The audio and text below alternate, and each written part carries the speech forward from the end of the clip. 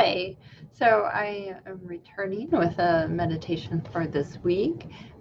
This is for anyone, although our Mindful Steps at Work is going to be providing a new class called Mindful Steps 2. That is an intermediate class. But anyway, one of the things that we talk about on the first day I think is helpful for anyone, and that is choosing what mountain to climb.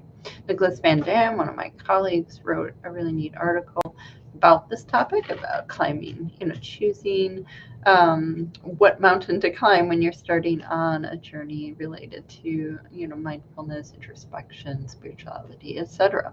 So, not everyone is wanting or even able at the moment to climb, some kind of difficult and challenging path. You might still be totally snowed under.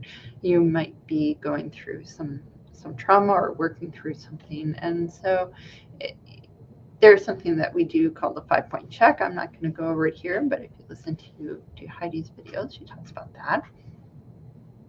But you at least want to check in with yourself and see, like, okay, what do I really want for my life, and how will that affect others? And keeping a perspective, I believe, of how you make a ripple effect in the world makes this something a little bit larger than yourself. I think that helps make the journey feel a little bit more meaningful than just, hey, I'm taking a little me time. It is me time, but it's situated in a context that has a larger vision of, hey, if I gain more mastery over and management of emotions that end up causing a bit of chaos and harm to others when they get a bit out of control, if I can even make a little dent in that, it's really helpful. And so you might say, hey, what I want right now is just to improve that a little bit. And that is a perfectly acceptable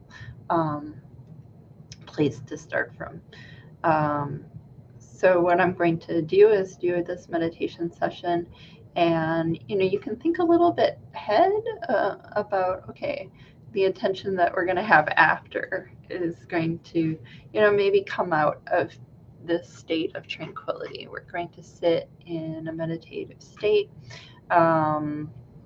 Set the intention to find out, like where do I want to go on this path, doing mindfulness practices, working with emotions. Do I really, really want to root things out? I realize, oh my gosh, this is something that I have an affinity for, kind of, and I also feel like it could be helpful to a lot of people. Do I feel like, oh, just, doing a little bit each day makes me feel more relaxed, or makes me feel like, oh yeah, I can get a little bit more of a, purchase on my own emotions or thoughts. So those are the type of mountains that are kind of being referred to here. We're talking about, I'm really going to work on this, and I'm going to think about, when I wake up in the morning, hey, I want to connect with this journey, and it's something really noble, really nice, actually. So here we're going to sit. We're going to make sure we get in a position where our feet are flat on the ground, or we could be, on a cushion, and then having the legs in a cross-leg position with the hands, on top of the legs. Or if you're really in a full or half lotus, then it's easier to do a hand motion where the right is on top of the left and the thumbs touching. That can be a nice way, especially calming agitation. But otherwise, just having your hands, I like to relax them from my shoulders a bit, and then just have and swing my elbows up, and then they're just at the right space. They're not like too far forward, which might strain the shoulders, or too far back, that might be a little too rigid. And so just finding our place in our body. We're not just in our heads. We are a fully embodied being.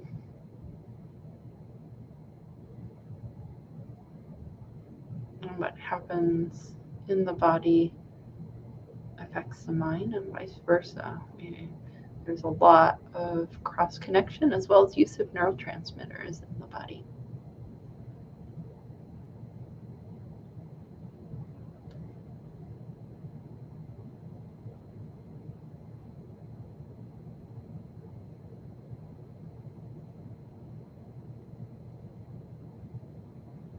And just finding our breath naturally, we use that as an anchor. We place our attention gently on the breath, and if we notice it wandering, we return to the breath. No major scolding or judgment. We just want to kind of gently rein that attention back to the breath. But you also don't want to squeeze your attention so tightly on the breath. It's going to cause what's called agitation. If you put a wild bucking bull in a tiny pen, it's going to break down the fence. And the same thing goes with our mind. It needs to be given enough space to settle on its own accord. But a little bit of kind of something for it to do, to just return to the breath over and over. So I'll be quiet for a little bit while we do this.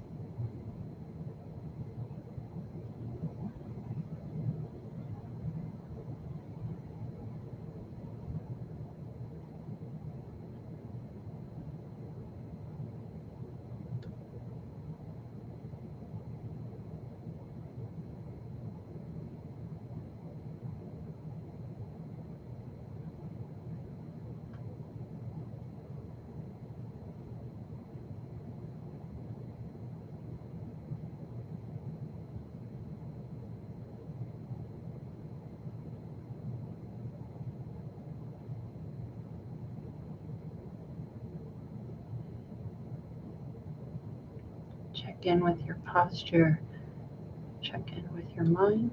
Any adjustments needed? Just gently make them and go back to the breath.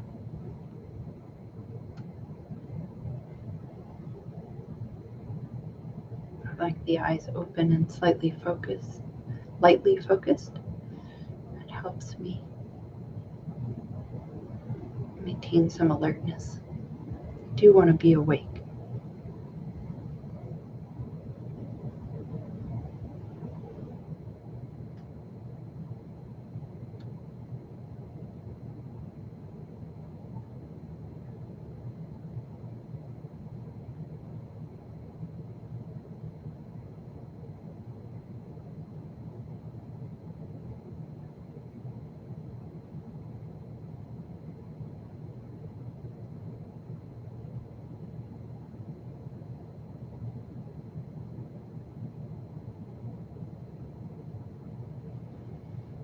Now gently returning out of the state of whatever little bit of calm. One might have even felt a little frustrated or something, but you've tried a bit, and if this one didn't produce a kind of a little bit of an oasis of calm, that's fine. But if it did, using that clarity, that calm clarity, to think again on this topic of what mountain do you want to climb in the next weeks or the next year, or maybe you have even a larger vision of how one is sort of tackling one's emotional landscape. I don't know, tackling sounds a little too aggressive. But journeying inward a bit. Where do you want to go with it? What do you want to do? So thinking a little bit on that topic.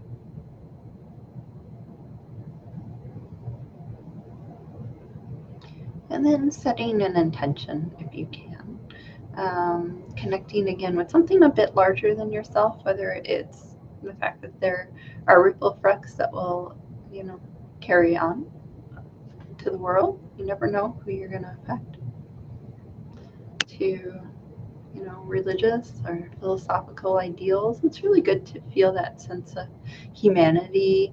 And, if you're a spiritual or religious person, connecting with that sense of sacredness is important.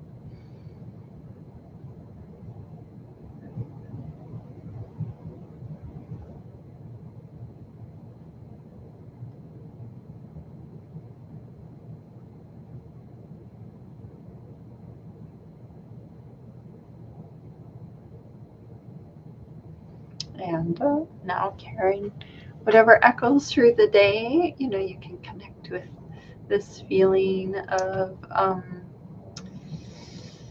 a noble commitment of sorts. I think that is an uplifting experience in itself. But you also have to be very gentle, as I've mentioned in the previous, don't set, if you set an expectation that's, way beyond what any human can do, really, really we can only chip away a little bit. But over time, those differences make a huge difference in how you relate to the world and experience the world. And it's so much, brighter. I feel that since doing this practice, just my experience has become more vivid of the world. There's a sense of awe and joy. So I hope that you can connect to something like that. And I wish you a wonderful week.